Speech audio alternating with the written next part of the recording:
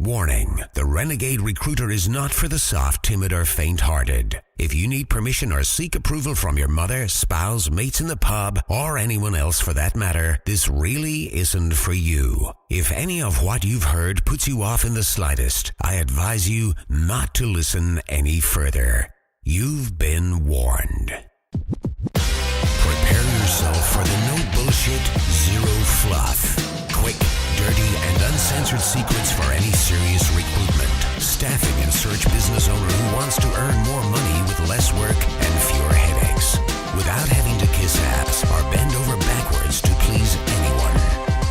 He's a relentless and fearless renegade who will stop at nothing to reveal the harsh, unforgiving, and brutal truth about what it really takes to succeed in this business. He's a guy people love to hate and hate to love. It's your host, Terry Edwards. The Renegade Recruiter is unleashed. Hello. This is Terry Edwards, Renegade Recruiter, and welcome to another episode of Renegade Recruiter Unleashed podcast. And this week my guest is Alex Moyles. Alex is the co-founder of nurturit.io. He's also an inspirational speaker and trainer. For those that don't know, Alex delivers sales and marketing training courses for recruiters and leaders in the recruitment teams. Now, most of Alex's companies or clients are companies that are looking to improve both the quality and the quantity of their business by improving their sales pipeline. I've probably known Alex for 2 years or so, and Alex recently spoke at one of our events earlier on this year. Alex, thank you so much for joining us. Thanks a lot, Terry. It's a pleasure to be here. Excellent. Look, for those that don't know, I've known you for some time now, Alex, and I know that you have a wealth of recruitment experience. Just talk us through your background, please. Well, I sort of started in recruitment back when we had chalkboards, not whiteboards. So back in 1998, I worked for a company called Robert Half, which specialised in finance and accounting recruitment. I worked at a temp desk, and I ended up working for them for 16 years. So I spent 7 or 8 years working a desk, and then progressed through sort of various training roles, but senior management roles, and finished as the director of sort of learning and development and internal sort of troubleshooting for the UK business. Excellent. So I've seen my way around a few deals. I bet you have. I've got to ask, I know you studied accounting at university. Was it your intention to enter into the world of recruitment when you left uni? Not really. I wanted to be an accountant, and then none of them would take me. None of the big six, as it was then. So I went to see a friend in the pub, and he went, "Go see this guy. He'll get you a job." And I was like, "Oh, that sounds like a nice guy," because I didn't know anything about recruitment. And this guy put me forward to 4 or 5 companies, and 3 weeks later, I was working in recruitment. But it sort of. I've always had a bit of a geek streak inside me, so accounting's a bit geeky, working with accountants a bit geeky, so it sort of appealed to me, I guess. Yeah. So was Robert Half finance and accounting, was that your first recruitment role? That was my first job in recruitment, yeah. So I started working Swindon, Cheltenham, Gloucester, temp, £6 to £10 an hour. Wow. And that was my patch, as it were. Yeah. And that was what, 2000? Yeah, it was I started in 98, so January 1999, I started working a full desk after 6 months as a resourcer, and sort of spent my life charging around Swindon, Cheltenham, Gloucester in my, I think I had something like a Citroen AX at the time, meeting clients, trying to sell them on taking temps and giving them the chance to use me when they did have a job. Great. So, in total, how many years did you spend at Robert Half? I spent 16 and a half years. 16 and a half, right. I thought so, yeah, right. So you then went off and set up your consulting business, Elevated Recruiting. Just tell us a bit about what Elevated Recruiting does. So Elevated Recruiting is a recruitment training business and consulting. So really I spend most of my time with senior leaders or business owners, helping them get higher levels of productivity from their people. Now, typically this involves a lot of training, but it also involves helping managers get a lot more best practices and processes in place, create something that's scalable. A lot of times training can fix something as long as once you train someone to be better, it's maintained and supported on a day-to-day basis. So typically the improvement of best practices goes hand in hand with training people to be better. Otherwise, clients just set fire to money because training can't fix a problem if the managers aren't going to follow up afterwards. Yeah. It's very interesting, Alex. From your point of view, what would you say is the most common mistake made by recruitment and search firm owners when we're in their business? Probably the biggest mistake I see day to day is that they're obsessed by the job order. And what I mean by that is the perception of business development is it's only the thing you do when you don't have any jobs. And I see recruiters just investing way too much time and commitment in clients that have no commitment to them. So they're spending too much time sourcing candidates, chasing clients that really have no intention to recruit, or have an intention to recruit but don't really care how hard the recruiters that they're working with are likely to get a fee. And so a lot of times I spend time getting businesses to just be more discerning, thinking, right, how likely are you to actually get paid for what you're doing at the moment? That's fascinating, yeah. Some studies that were done probably about, it must be about 6-7 years ago, that said that the average contingency recruiter will fill between sort of 15 and 30% of the job roles they work on. Does that sound about right to you, Alex? Yeah, I mean, I'd say from a permanent perspective, it's somewhere around that. Normally sort of settles around 1 in 4. Yeah. But a lot of it depends on whether you've met the client face-to-face. So when you meet a client face-to-face, that percentage tends to move towards 50-50. But if you haven't met them and it's multiple agency or you're working through an intermediary like internal recruitment, then it can go down to as low as 10 or 15%, which, given that you're probably then working on a low fee level and you're probably working on difficult to fill roles, means that you spend a lot of your month working on jobs that you don't get paid for. And that generally means that people end up making 1 deal a month, which in a search firm is great. 1 deal is probably 10 to 15K maybe, but in normal sort of contingent businesses where the average fees may be anywhere between 4 and 7 grand, 1 deal a month doesn't really make anyone successful or anyone feel good about what they're doing. No. There's some interesting numbers there. You said if they're working with an in-house recruiter, it may be 1 in 10. If they've met the client, it may be as much as 50%. But look, if it's 1 in 10, that means that 90% of the time they're working, they're never going to get paid. Even if it's 50-50 and they feel 50% of the roles they work on.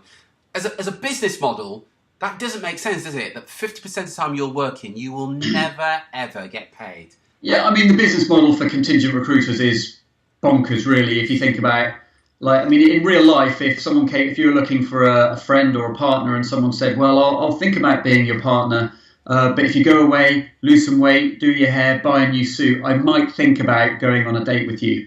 The likelihood of you signing up for that or your friends thinking it's a good idea is really minimal. But yeah, in real life, we get excited when clients give us a job, even though it's with 4 agencies, and actually they've got an internal recruitment team they'd rather use because they don't want to pay a fee. But yet we'll invest time in that. So yeah, I mean, 50-50 for a contingent basis is pretty fair. Obviously, we'd all like it to be 100%, and that's where you sort of evolve into the quasi sort of those contingent search businesses, which sort of are moving into that sort of retained space. Yeah, I think one of the reasons for that is that the retained space is that the average retained recruiter, well, first of all, they get paid 100% of the time for something. They get something up front, so they never work for nothing. I think the other one is that their fill rate is about, I think it's 83%. They will fill 83% of the roles that they work on. They also work less than the contingency recruiter, but earn substantially more. So if you're working on 1 in 10, as you talked about there, a contingency recruiter is working on 10 roles, and if they're lucky, they fill 1. A retained recruiter will work on just that 1 role, so work a lot less and earn a lot more. So but I'm not going to spend too much time on that. It is, you're right, it is I agree with you, one of the biggest mistakes that recruiters make is spending so much time obsessed with a job order and not really looking at the value of the job order and the chance of actually filling it. And part of that reason it happens, Terry, is that most recruitment businesses don't do enough business development. And what I mean by that's just not smashing the phones, but building a network, building relationships, nurturing the relationships that they've got, which means they don't have an ongoing flow of opportunities coming in, which means they don't feel like they can afford to say no. Absolutely. And the key is that the more you've got coming in, the more discerning you can be about what you work. And move into that search model is really about backing yourself to be able to find enough people that are willing to pay you up front for the work that you're doing. And that's a big a big mindset shift for a lot of recruiters. Yeah, and I think you hit the nail on the head again there, now. It is a mindset change more than anything else. You're absolutely right. Very interesting. So that's Elevate, and I know that recently, 2 or 3 months ago, you set up you're co-founder of another business called Nurture It. Can you just tell us a bit about that, please, Alex? Yes, Nurture It was built on the fact that I see the same problems in businesses all the time, and the main problem, as I've sort of alluded to, is that recruiters aren't organised in how they manage their effort, which means that they don't manage the amount of time they put in vacancies well. They don't do enough business development, and they don't track and organise their future vacancies well enough. And so what I've done is taken the sort of 18, 19 years of recruitment experience I've got working in one of the world's largest, most successful recruiting firms, personally spending time with well over 5,000 recruiters and spending time in well over 100 recruitment businesses, and thought about what do the best people do, and I've built that into a tool that recruiters can use to help manage their sales pipeline more effectively, so they can spend more of their time sending invoices rather than working and not getting paid. Excellent. So that's really interesting what you said there, that you looked at what the most successful recruiters are doing, and you've kind of what we call model success. One of our, I think it was Anthony Robbins came out, if you do what successful people do, you'll get what successful people have got. So it sounds like you've done that in terms of looking at what the successful recruiters do. Can you just tell us a bit more about exactly what that entails, please, Alex? So we believe that the organisation and planning is key, and to do that, you need to be able to organise that into some sort of system. The challenge is CRMs often make putting information in difficult, and they make it just as difficult to get that information out. So everyone ends up using spreadsheets, but spreadsheets are inconsistent, they're difficult to share, and can be complicated. So what we've done is think about, well, what are the three spreadsheets every recruiter would want? Well, they'd want a spreadsheet of all their leads. They want a spreadsheet of all their open jobs and what stage they're at with those jobs, what the value is of each of those. And they want a spreadsheet that keeps track of all the placements they've made that are pending start, but also started as well, so that you can make sure that the candidates that accept start and those that start stay.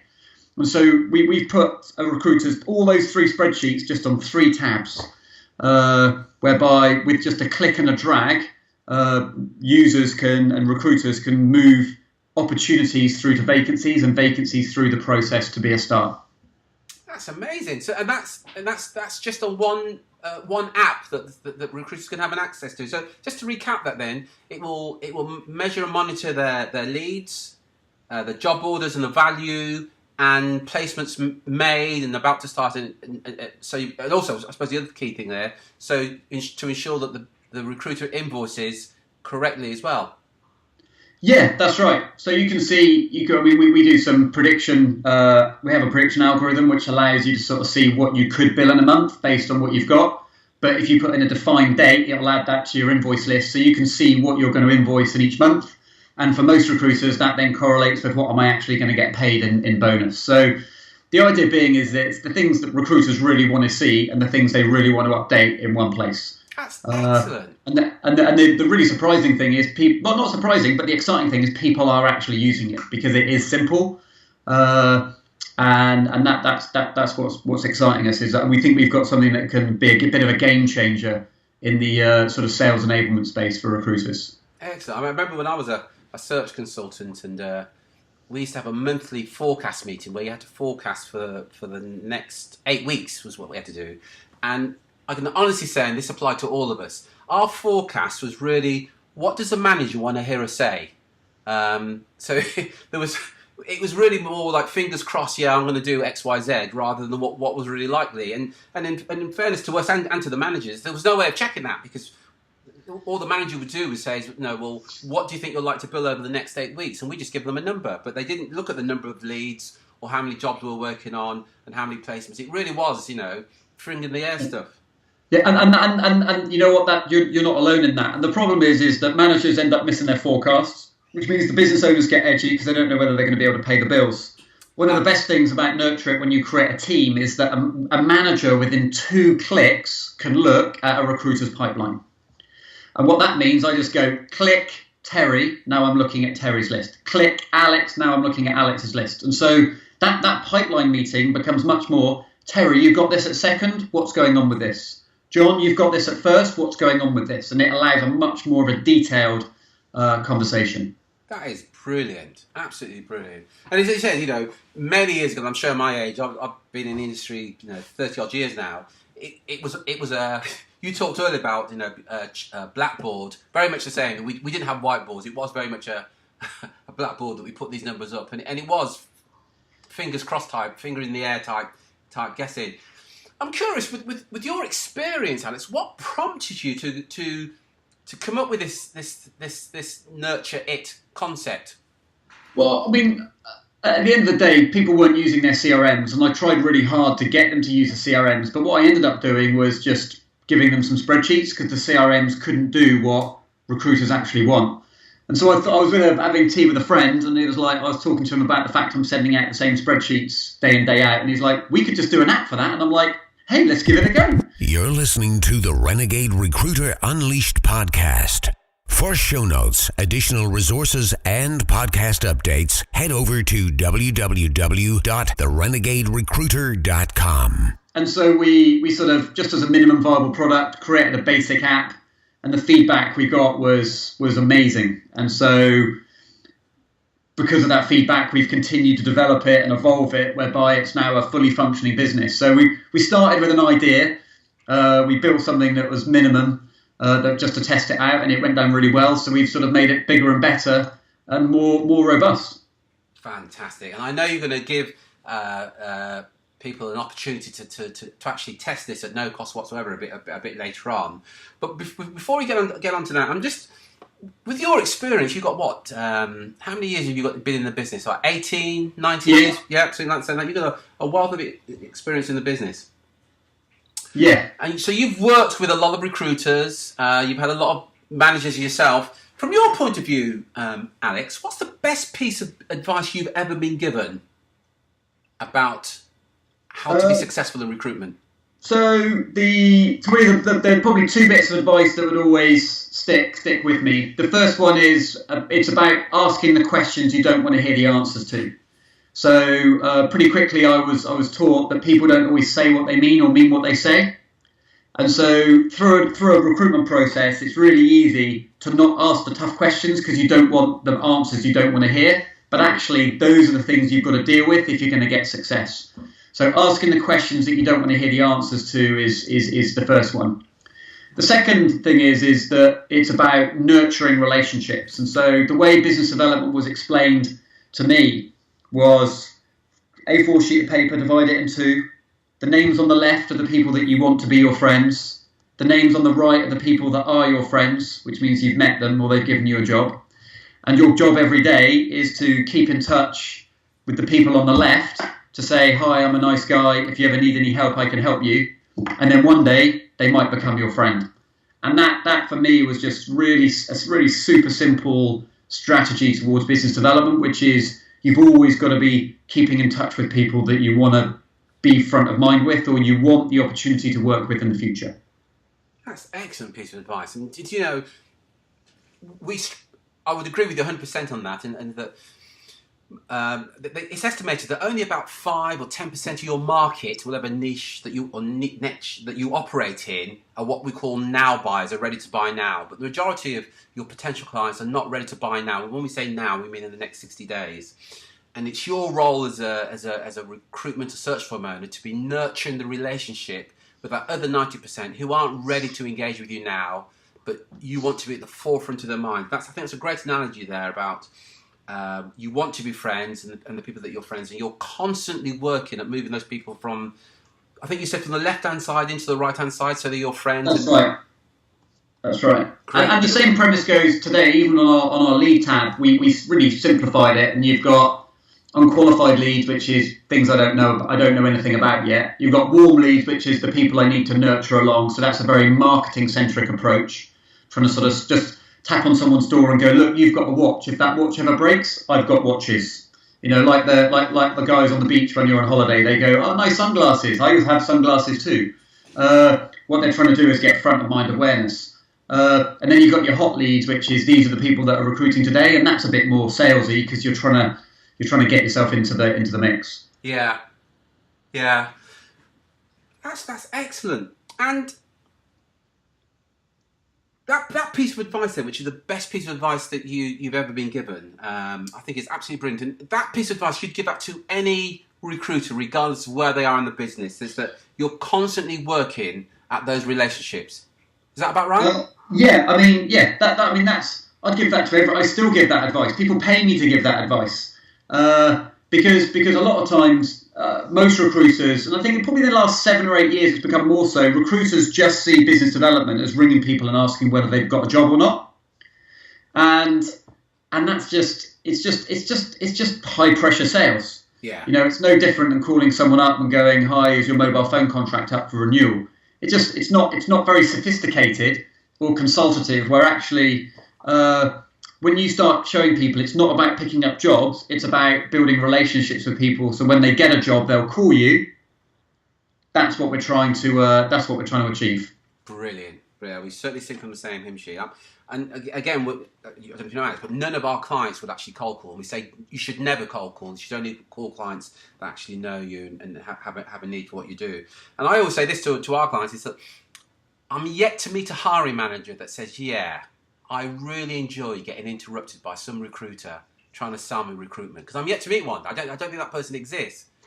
And as you said there, when you're whether it be at home or you'll be in the office and you get a cold call from anybody, whether it's selling mobile phones, insurance, home improvements, again, you don't enjoy it, do you? So yeah, I would say is that there is still a role for picking up the phone. I think the key is that the analogy I often use is that if you had a cure for a disease you knew someone was suffering about, you wouldn't feel bad about picking up the phone to someone you don't know and offering them a cure.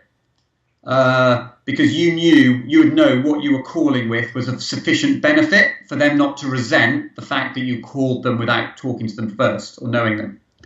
And so the key when you're doing business development from a phone perspective is to make sure the reason you're calling is compelling and is of benefit to the client.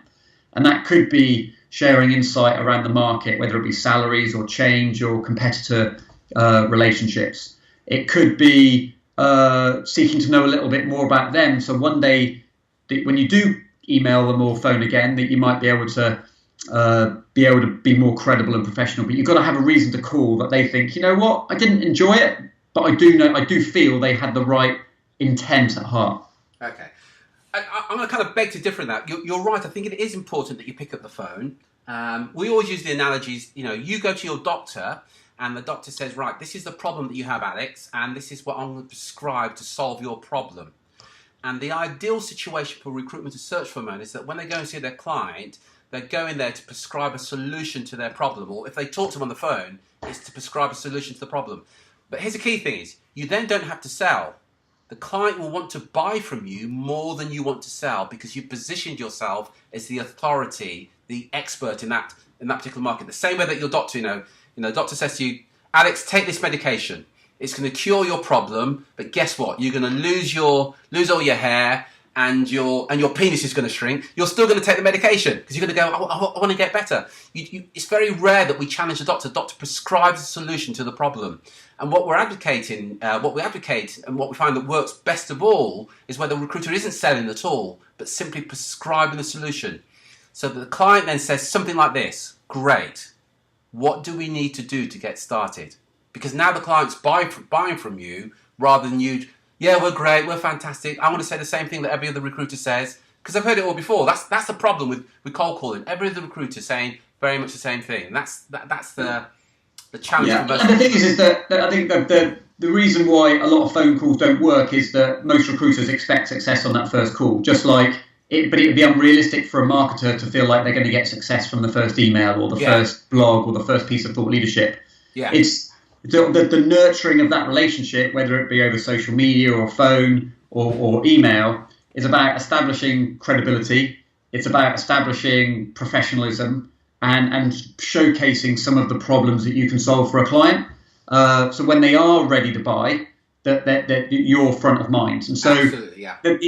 what we want to achieve is the same, I'm a believer in the phone, partly because for lots of recruiters, they don't get the time to have to wait 6, 9, 12 months for the results to come through before they get fired. And so, but that's where when I work with businesses, it's about getting them to invest more in marketing to help those newer recruiters when they do pick up the phone. Individuals already have that the clients that they're speaking to already know who the agency is. They already know they're credible. They already know that they're subject matter experts. And so the call is warmer. So, for instance, at someone like Robert Half, they invest hundreds of thousands of pounds in events and thought leadership and online marketing. So when someone does pick up the phone, they go, "Oh, I know Robert Half." That's right. As long as the phone call's then good, then they're more open to receiving that. It's when a small agency picks up the phone and they go, "Hi, we DB Consulting," and they go, "Who? What do you do?" And so that marketing piece behind the scenes is more important than ever for those small, medium-sized recruiters. Absolutely, yeah, absolutely. Agree with you 100%. The purpose is to be the welcome guest rather than the unwelcome pest when you pick up the phone. You're absolutely right. Yeah. You want the client to go, Yeah, hi Alex, rather than who? It's got to be hi, because they know exactly who you are, what you stand for, and everything else. Yeah, and that comes from effective marketing rather than pestering clients and what I call begging for business through cold calling. Going back to your experience, Alex, you say you've been around. I mean, like the nicest way, you've got a wealth of experience. Are there any particular books or any particular training that you thought that was good, and I would recommend that book or that particular training to any recruiter that this would serve them well? Is there anything that you'd recommend? So first one would be for a manager, and I'd recommend a book called The Tao of Coaching. The Tower? Tao, T-A-O. Sorry, I know it, yeah, sorry. Yeah. And it's a guy called Mark Landsberg, and pound for pound, page for page, it's probably the best leadership book you'll ever read. Yeah. As if you want to be better at developing and coaching your staff. Mm-hmm. It's just everything's on every idea is on 2 pages. They're super simple to understand, and is probably one of the best places that I would go. Mm-hmm. From a recruiter perspective, I think probably the one that resonates with me most in the last few years is the Challenger sale. And the reason I like the Challenger sale is that it's all about consultative selling being more about educating your client. Mm-hmm. And by educating them, what you're able to do is provide better advice, but also elevate yourself from the run-of-the-mill salesperson that's just ringing up going, "Hi, this is your problem, this is my product, do you want to buy it?"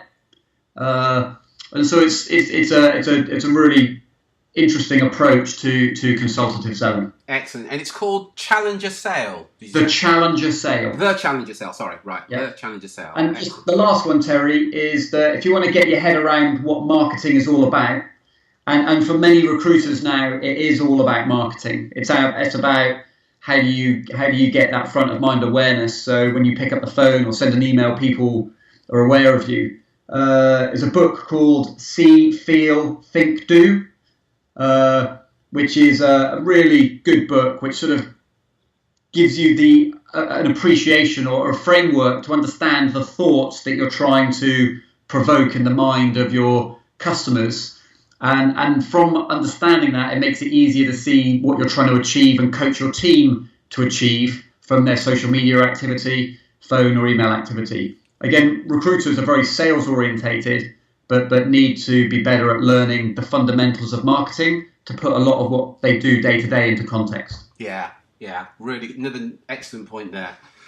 So See, Feel, Think, Do, which is a brilliant book about marketing. In terms of sales and the consultative approach, the book you recommend is The Challenger Sale. Yeah, that's right. And for managers and owners and directors, the book you'd recommend is The Tower, T-O-A. That's correct, isn't it? I think it's T-A-O. Sorry, I meant that. T-A-O of coaching. That's ideal for managers. Fantastic. Yeah. And just to recap on some of the other things that you said earlier, you made a really good point a bit early on about, that one of the biggest mistakes you see recruiters and search firm owners is getting obsessed with the job order. And what you then talked about is really just look at that job order and look at your chances of actually delivering on it. And if the client hasn't, I'm using this in my language, hasn't engaged with you at the right level, it probably is best that you don't waste your time on that job order. And you thought it was a common mistake made by recruiters. You talked about the nurturing the relationship. Again, very much singing from the same hymn sheet, is that your role as a recruiter or search firm owner is to nurture the relationship. And we call it turning strangers into friends, because it's friends that will actually buy from you rather than that stranger. So you spend all your time nurturing those relationships so they can become friends. Yeah. So they want to buy from you more than you actually want to sell to them. It's fantastic. But at the very beginning, you told us about Nurture It, which is really an app to make it easier for recruiters. It helps recruiters save time and increase their fees and it organises the lead, vacancies and placements. You talked about how every recruiter struggles to balance business development, working on vacancies and making sure that placements stick. But this tool, Nurture It, which is NURTURIEIT, will help them do that. And we were talking off air and I said, look, it's all very well talking about this, Alex, but proof is always in the pudding. You very kindly then said, look, well, here's what I'm going to do, Tara. I'm going to give people listening to this podcast right now, you're going to give them access for a free trial, Alex? You said? Yeah, well, so for individual recruiters, it's free on an ongoing basis. Okay, right. So you can. We really believe that we want recruiters to be better at what they do, and so we're giving away to individual recruiters that ability to manage their pipeline. And for managers that want to create their teams and to use some of the management functionality, we'll give them a 30-day free trial of the team functionality, where normally they'd only get 14 days free if they were a normal subscriber. Fantastic. So, and where can they go to get this, please, Alex? So they can go to nurtureit.io, NURTUREIT.io. NURTUREIT.io, nurtureit.io. Brilliant. So when they go to that site, if they're a consultant, they can just simply click on the link and sign up and get it for free. If they're an owner, director, or manager, they can get a free trial. Have I got that about right? That's right. Yeah. Brilliant. Thank you very much for that. And from your point of view, Alex, I know that you have a strong presence on LinkedIn. Would you mind just spelling your name? Let me ask you the question before I do that. Are you okay for people to connect with you on LinkedIn after listening to this? Yeah, I'm happy for people to connect with me on LinkedIn. My name on LinkedIn is Alex, ALEX, Moyle, MOYLE. Excellent. So they can go and connect with you on LinkedIn. If they want the free tool, if they go to 3Ws, NURTUREIT.io, they can either have a free trial or can get access to a consultant. And just to confirm, if they go through, there's no obligation, there's no obligation, no cost whatsoever. There's no risk on their part, is there?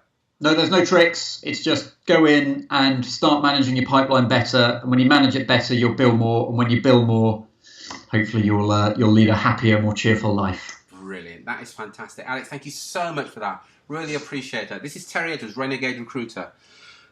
I want to again thank you so much, Alex, for sharing that with us. Please go and connect with Alex on LinkedIn. Go and get the free tool. You've got nothing to lose. You've got everything to gain. Terry Edwards, Renegade Recruiter. Until next time, take care, take action, and be relentless.